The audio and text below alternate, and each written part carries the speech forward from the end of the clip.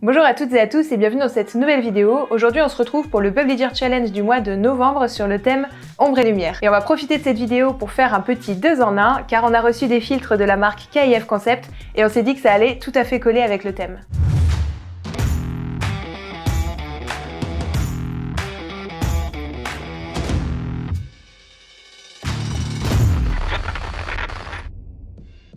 Alors comme vous le savez, on a déjà fait quelques vidéos en partenariat déjà avec cette marque précédemment. Du coup, cette vidéo est sponsorisée, blablabla, réglementation, législation, transparence, tout ça. Et donc là, cette fois, ils sont revenus vers nous pour nous proposer ces filtres Black Mist qu'on avait très envie de tester. On n'a vraiment jamais utilisé ces filtres. On va découvrir en même temps que vous. Alors, il y en a 3 tout simplement parce que on a un 1/2, 1/4 et 1/8.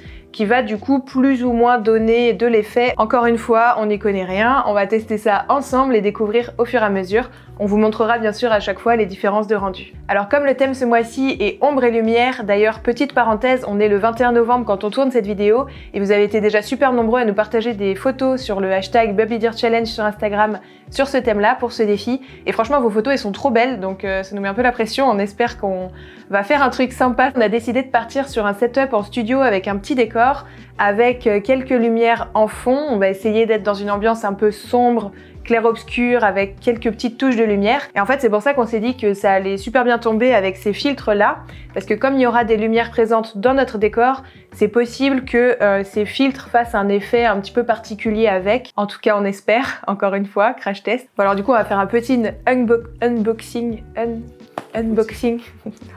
Alors comme vous le savez ou pas, si vous avez déjà utilisé des filtres, par exemple des filtres ND ou tout autre type de filtre, la taille des filtres à commander dépend de la taille du diamètre de votre objectif. Nous ici, on a demandé à la marque de nous envoyer des filtres en 82 mm parce que c'est le diamètre de mon 24-70 de chez Tamron qui est plutôt polyvalent et surtout en fait, on a voulu un diamètre assez grand parce que du coup, on a des bacs d'adaptation. C'est d'ailleurs comme ça qu'on a connu la marque KIF Concept avant tout partenariat YouTube avec eux. On avait acheté des bacs d'adaptation pour des filtres ND justement pour Chris pour la vidéo et du coup ça nous permet en fait d'utiliser des filtres grands même sur des diamètres d'objectifs un peu plus petits, donc comme ça on pourra les utiliser que ce soit en photo, en vidéo, sur mes différents objectifs et sur les différents objectifs de Chris. On s'est dit que ce serait plus pratique. Alors les filtres Black Mist c'est plus souvent utilisé et connu en vidéo plutôt qu'en photo pour un rendu un peu cinématographique etc. Mais nous là aujourd'hui pour le défi on va essayer en photo et en vidéo parce qu'on s'est dit que ça peut avoir un rendu potentiellement chouette dans les deux. Donc, visiblement il y a une petite pochette. C'est le 1/2. Du coup le 1/2 est-ce qu'il fait plus d'effet que le 1/8? C'est ça, ouais. Le 1/2 fait plus d'effet que le 1/8. C'est la même chose que l'ouverture, c'est une fraction, c'est 1/8, 1/4, 1/2. Donc là ça va couper plus. Bon, on va vous montrer ce que ça donne au niveau rendu etc. Mais j'ai l'impression que c'est Noël en avance, en novembre. Alors,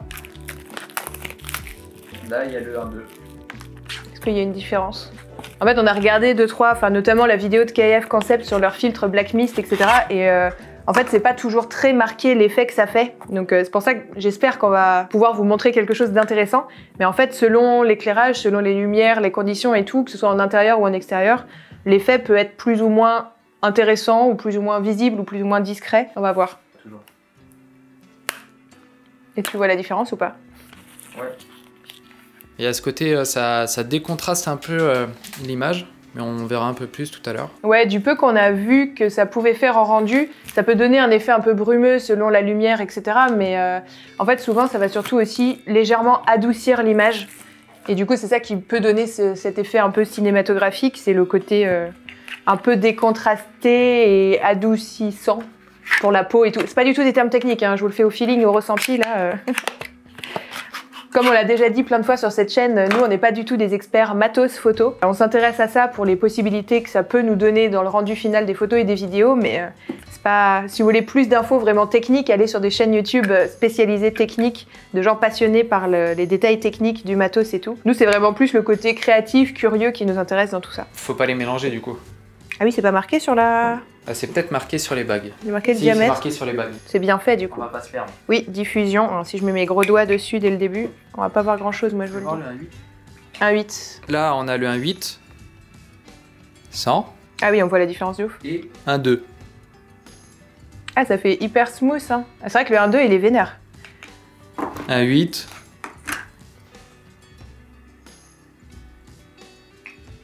1-2, voilà. Et du coup, le 1-4 qui est intermédiaire. 1-4. On voit quand même vachement la différence, ouais, ça adoucit les contrastes. On va tourner toutes nos vidéos comme ça maintenant. On verra pas que je suis mal maquillée. Ah oui, du coup, on vous a parlé des bagues d'adaptation qu'on avait achetées il y a longtemps. Du coup, c'est les petites bagues d'adaptation pour pouvoir raccourcir le... C'est un assemblage de plusieurs bagues qui permet du coup de... Degré. 67 à 72. Je raconte n'importe quoi. Je suis fatiguée. C'est la fin d'année, voilà. Toute l'année, en vrai, on dit qu'on est fatigué, on assume, c'est tout, c'est comme ça.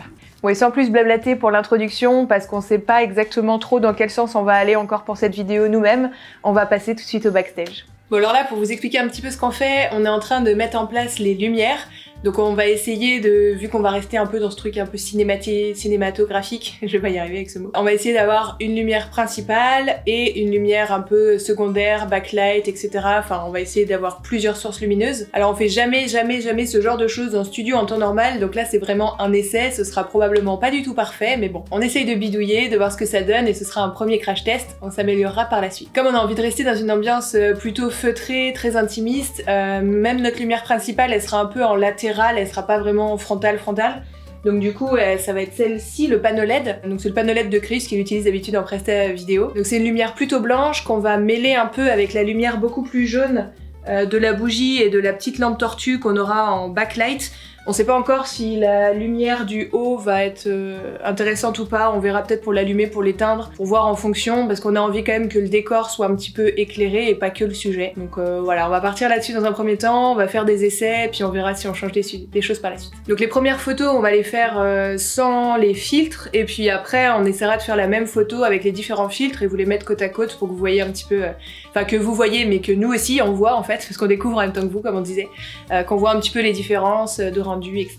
Et donc pour le boîtier, c'est comme d'habitude mon Canon 5D avec mon 24-70 qui a le bon diamètre pour les filtres, tout simplement. Vous avez l'habitude sur cette chaîne, la pièce elle est toute petite, donc on a dû composer aussi notre décor et nos éclairages en fonction. On manque énormément de place en largeur pour s'étaler, donc voilà, le décor est très restreint, on va essayer de faire des plans assez serrés du coup pour pas trop déborder, on verra. On va éviter un incendie.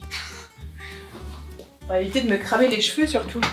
Ça me dérange que les deux soient dans le même sens là. Mais là de l'autre côté, je pense du côté de la bougie. Ouais, pour accentuer un peu peut-être l'effet de lumière de la bougie. Bah alors on fait super gaffe quand on déplace les trucs autour du fond parce qu'en fait on a deux supports de fond. Notre nouveau qui est derrière et c'est notre ancien support de fond qu'on a mis qui est devant. Alors je sais plus la référence mais il était vachement moins cher et du coup vachement moins solide aussi, donc du coup il a tendance à brinque-baller dans tous les sens. Bon alors vous avez l'habitude sur cette chaîne hein, mais comme on le disait c'est vraiment très artisanal, c'est la moitié c'est des trucs de récup, l'autre moitié c'est des trucs qu'on utilise en studio mais pas du tout dans ces conditions d'habitude. Et les lumières c'est vraiment des lumières...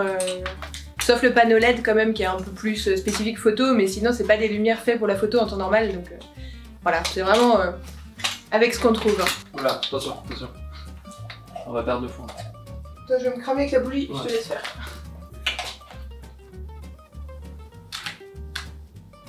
Après tu vois, selon comment je me mets en backlight, ça peut peut-être être bien. Hein. Si je reste comme ça, il faudra que je regarde aussi par là-bas, tu vois. On va essayer comme ça? Ouais.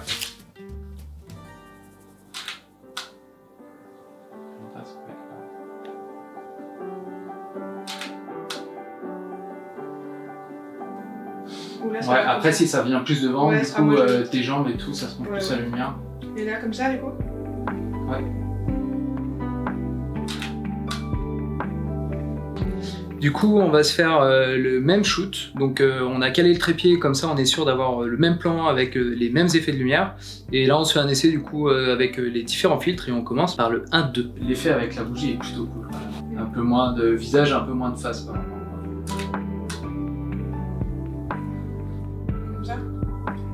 Ça me paraît flou, mais je pense que c'est peut-être l'effet du filtre aussi. Et comme ça?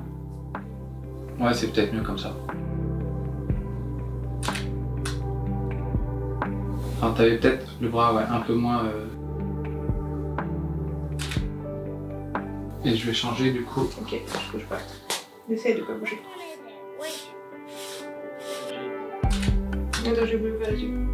Bon, après c'était bien aussi. On refait avec le visage plus relevé. Non, plus incliné sur la droite, ça te met un peu plus de lumière sur le visage. Le plus flagrant, c'est vraiment sur la bougie, je trouve. Ouais, je trouve ça marrant, quoi. comme ça. Là c'est le 1,8. Là c'est le 1,8. Ah oui, donc moins marqué. Ouais. Moins d'effet. Ouais. Moi, je trouve que c'est bien. Franchement, c'est bien. Donc là, on repasse sur le 1,2 et ce qu'on va faire, c'est qu'on va essayer d'ajouter le panneau LED. Là, on va le mettre dans le cadre parce que du coup, ça fait vraiment une lumière ultra diffuse et c'est plutôt sympa comme look. Donc, on va voir ce que ça donne. Moi, je vois rien du tout pour le moment. Je fais que imaginer. Ou alors le tourner, un peu faire comme du flair. Genre, tu le tournes carrément vers. Ok. C'est fin. Celle-là, je vais pas l'allumer. Et je vais mettre le panneau LED, mais vraiment en backlight derrière ta tête. Je pense qu'il y a moyen que ça soit bien. Je te vois pas. Je me vois pas non plus, hein. J'ai un flair, j'ai un effet de flair. Ouais, alors la mâchoire, c'est mieux. Ouais, avec le bras, ce serait bien. Ouvre un tout, décale-toi un peu en arrière. Là, un peu moins. Là. Je mettrais bien la tête un peu en arrière, tu vois, du coup, pour ce genre comme de ça, là, truc. avec la lumière au-dessus. Ouais. Parce que là, le backlight, ça fait trop vénère, je trouve. Ouais, ok. Je rallume ça. Ça.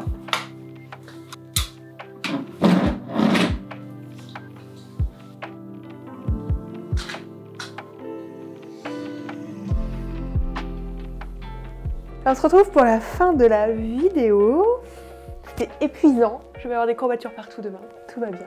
Donc on a dû finir le shooting un peu en speed parce qu'on a des clients qui arrivent bientôt et il faut qu'on remette tout en place avant leur arrivée. Pour une toute première expérience et des tout premiers essais comme ça un peu rapidement avec les filtres Black Mist, je pense que ça donne juste envie d'encore plus shooter avec et d'essayer plein de choses en fait maintenant. Donc petit retour à chaud rapide par rapport au filtre Black Mist, je pense que ça peut ouvrir plein de possibilités. Ça nous donne juste envie d'essayer dans d'autres configurations lumineuses, d'essayer aussi en extérieur, en contre-jour, au coucher du soleil et tout. Donc on a envie de faire plein d'autres essais, en tout cas du peu qu'on a vu et comme vous l'avez vu aussi et constaté sûrement sur la vidéo. Ça se voit énormément notamment sur les lumières par rapport à la bougie particulièrement. Il y a quand même une grosse différence avec et sans le filtre. Après les nuances de 1.4, 1.2, 1.8 etc. je pense que ça va vraiment dépendre des situations de si on veut que l'effet soit plus ou moins marqué, mais là en tout cas en petit sur le boîtier on n'a pas vu une énorme différence. On la voit un peu quand même mais je pense qu'on verra mieux en grand sur le PC en rentrant et en post-traitant tout ça. Alors petite intervention, au moment du post-traitement on a remarqué une petite différence notable entre les différents filtres. Au-delà de remarquer que le 1.2 est beaucoup plus prononcé que le 1.4 et le 1.8, on s'est aussi fait la réflexion que le halo de la bougie était différent. Si vous regardez bien, on remarque que sur le filtre 1.2, le halo de la bougie est déformé, alors que sur le filtre 1.4 et 1.8, le halo est bien rond. Donc là on était un peu pressé par le temps, donc on a surtout testé en photo et pas trop en vidéo. Et puis comme c'était dans le contexte du Bubbly Dirt Challenge, il fallait qu'on sorte des images pour ce challenge là. Mais je pense qu'on refera plus tard des essais pour la partie plutôt vidéo et peut-être qu'on vous en reparlera. En tout cas si ça vous dit en commentaire, on pourra vous partager nos autres essais peut-être en extérieur et en vidéo la prochaine fois pour voir toutes les possibilités que peuvent nous offrir ces nouveaux filtres. En tout cas merci encore à KF Concept de nous avoir envoyé ces nouveaux filtres, ça va nous permettre de faire plein de nouveaux essais à l'avenir.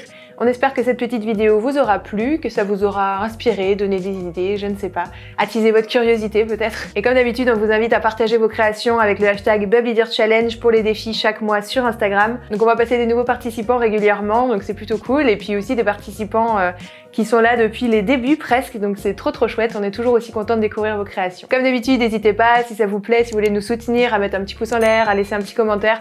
Tout le monde vous dit ça, mais en fait pour l'algorithme YouTube et tout, montrer que cette chaîne est un peu vivante malgré qu'on ne poste pas hyper régulièrement de vidéos dessus dernièrement. On voit que je dis ça, mais on va sortir ça en plein calendrier de l'Avent, non? C'est ça. Donc en fait, probablement qu'il y aura plein de vidéos autour de celle-là. Bref, on va s'arrêter là pour aujourd'hui. On vous dit bonne photo à toutes et à tous, et à bientôt. Je l'ai fait à l'envers par rapport à d'habitude. C'est pas grave.